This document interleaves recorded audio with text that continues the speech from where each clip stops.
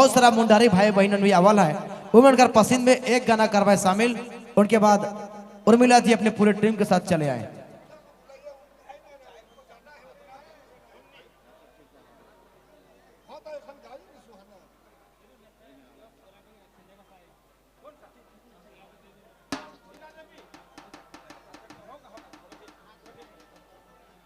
ठीक है, उर्मिला जी के बाद मुंडारी गाना होगा रुपेश बड़ाइक जी का।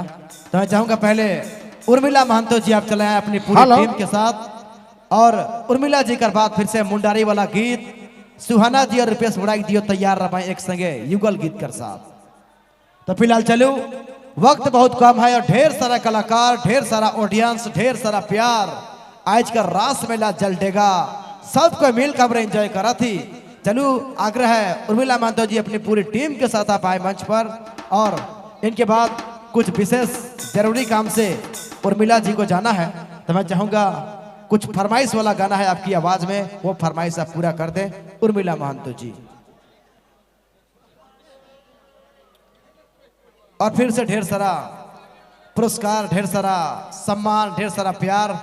चलो, यह सिलसिला के बरकरार रखते हुए हमारे कर बीच उर्मिला महंतो जी उपस्थित हैं।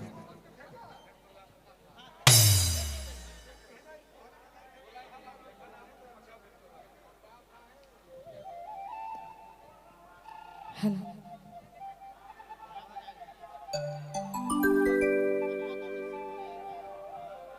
हेलो, हेलो जी।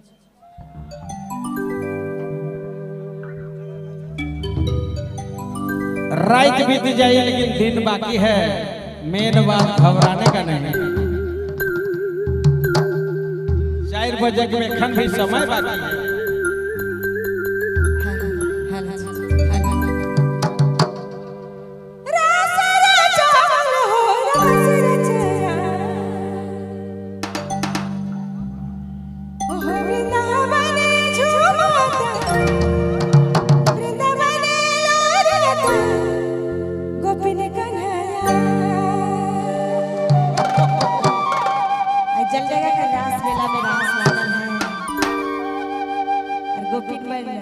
झूमेर आई है से ले कहना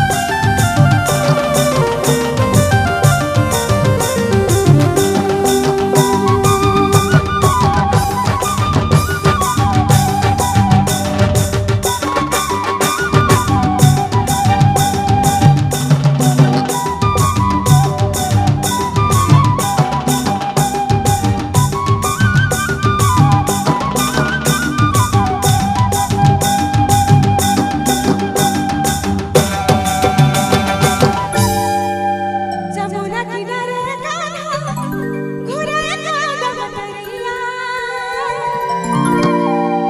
जमुना किनारे कान्हा घुराए कागा बतरिया ये हो वसूली सुनतिया गोपिनिया